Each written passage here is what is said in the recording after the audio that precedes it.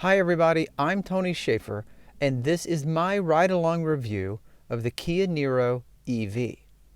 Now, in my ride-along reviews, what I try to do is give you an idea of what it's like to take a test drive in the Kia Niro EV without you actually having to take a test drive. It might be a lengthy video, but hopefully you'll find that I touch on a lot of the points that you would look for in a car. Last year I did a review of the Niro plug-in hybrid electric vehicle, the PHEV, and I absolutely loved it. Now that I have a pure EV, I am really excited to drive this car. So, I have to go to work this morning, so let's do my regular commute and see what I think. I charged the Niro overnight at home using a standard 110 volt outlet. The display shows that I should expect about 257 miles on this charge. Getting into a car and seeing 257 on the dash is a pretty secure feeling. Just for driving around my regular commute, running some errands, certainly no fear of range anxiety. If you're new to electric vehicles, then you really don't yet understand how much fun they are to drive. There's instant torque, there's no gears. Your music, by the way, sounds so much better when you don't have a rumbling engine underneath. Electric vehicle driving is in a world all on its own, and you need to take a test drive if only to fully experience it, because experience shows that once a person drives an electric vehicle, they really want to keep driving electric vehicles. Electric vehicles use regenerative braking to recapture energy from the wheels and put it back into the battery. Some cars allow you to increase or decrease the amount of regeneration. And what this does is it helps slow you down without using the friction brakes. It causes the electric motor to put more effort against the wheels. It captures more energy and helps slow you down.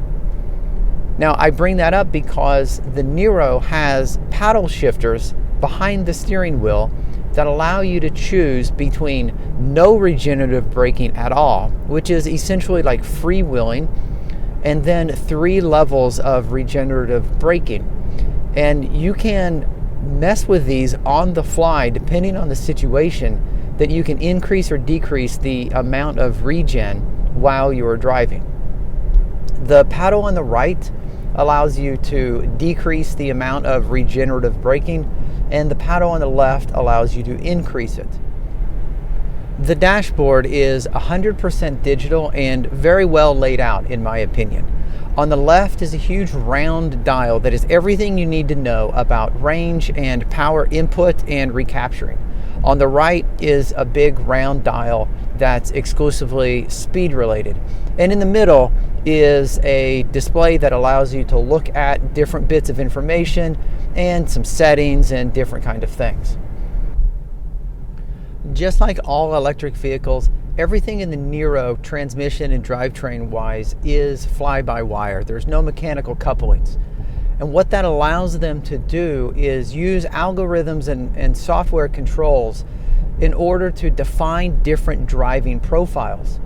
Now, the Niro has 3 driving profiles. Normal, of course, Sport is one, and Eco is the other. Now, just like other cars, normally what this does is it adjusts the acceleration curve. Of course, electric vehicles do not have gears in the same way that traditional internal combustion engines do. And as such, you really only have to worry about drive to go forward and reverse to go backward. Now, some EV manufacturers use a shift lever in order to shift from drive to reverse and whatever. The Niro EV uses a little knob right in front of your hand that you rotate left to go into reverse, and you rotate right to go into drive, and there's a park button right square in the middle. As I'm starting to wrap up my first morning's commute, I have to say the most remarkable thing about the Niro EV is that it's not that remarkable. And I know that sounds counterintuitive, but Again, I keep stressing, if you are new to electric vehicles, you might be slightly concerned about how different it is to drive an EV, or how weird it is, or all of that stuff. It's not. You have two pedals on the floor, one brakes, one accelerates. You have a big wheel in front of you that controls the direction. Other than that, you just drive it. The Niro EV is so intuitive and so easy, and it rides so well. It's absolutely unremarkable in the fact that you don't have to ever put gas in it. You just plug it in at home. If you're fortunate enough to be able to plug it in at work, that's awesome. But you just charge it and go. It's absolutely unremarkable in the fact that it's simply a vehicle you just drive. Okay, so get this. Like I said this morning, I was expecting 257 miles on a charge. I didn't even realize until I looked at the paperwork that the Niro is EPA rated at only 235. So right off of the bat, the car was getting more than the estimated EPA distance per charge. So I just activated lane keep assist. And it doesn't warn you that you're leaving the lane, but it does nudge the steering wheel to put you back into the lane as you start veering. At first, it's a little unsettling because the steering wheel literally jerks you back into the lane, but it is a good reminder that perhaps you're not paying as much attention as you should be. One thing that's interesting about the lane keep assist is that on the dash, you can tell when the Niro has picked up the lines in order to designate when it is that you're veering. On the dash, you have a representation from the back view of the car and then the lanes on either side. When it's uncertain about the lanes, then it's gray in the dash, but as soon as it picks up and establishes where the lanes are, they turn white. And when those are white, you know that the lane keep assist is active.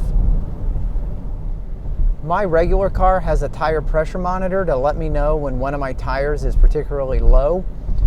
Unfortunately, it doesn't give me the actual PSI of each individual tire.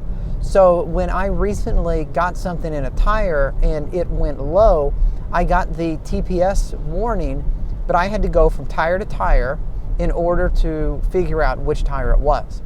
The Niro gives individual tire pressure so that you can see when one tire is getting particularly low.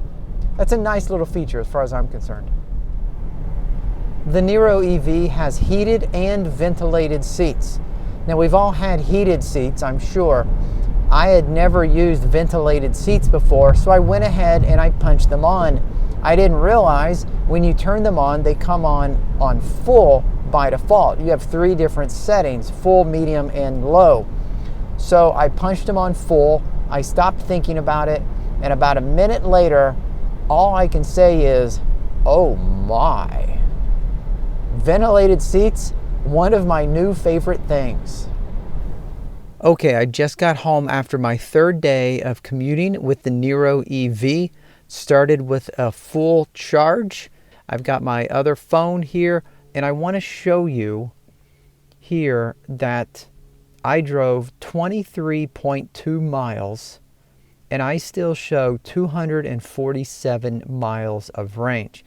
Now, according to my calculations, that's 270 total miles. And you can see I've averaged 5.1 miles per kilowatt hour. Now, in case you're not familiar with miles per kilowatt hour, that's kind of the same as miles per gallon.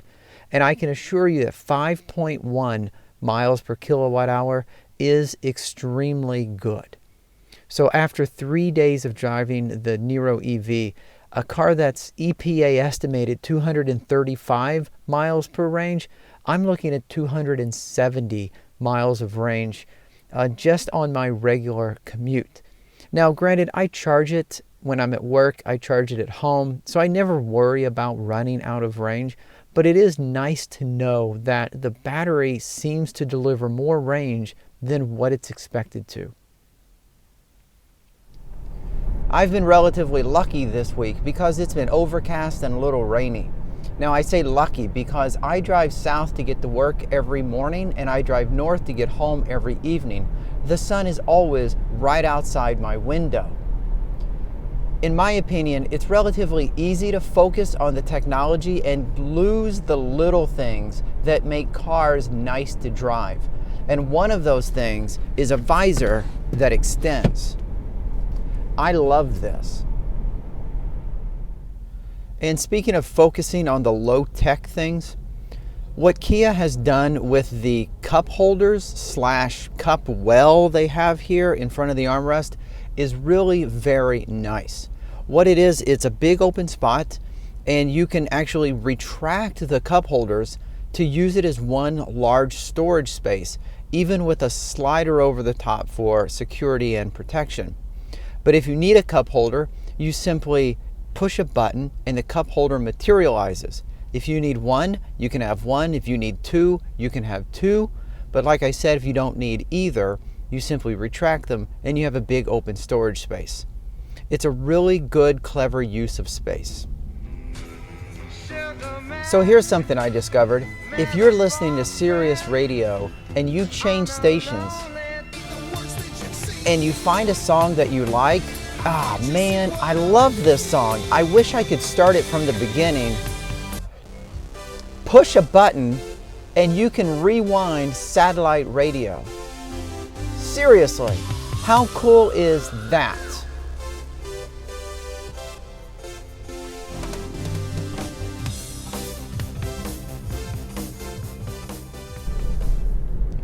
My time with the Niro EV is almost over, so I need to come up with a way to wrap it up.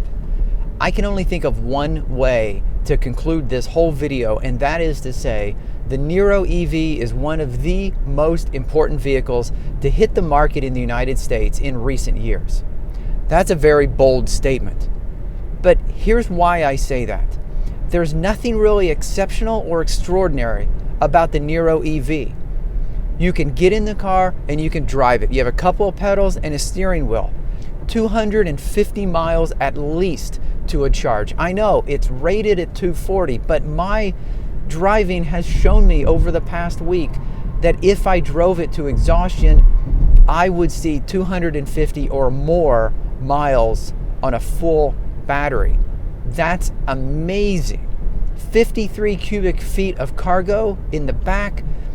It's got all the creature features. It's high tech. I really love this car. If you haven't test driven this car yet, you need to. And if you're even on the fence, get off the fence and go out and check this car out. I love it. It's an important car in the market. You have no more excuses when it comes to why you haven't yet bought an EV.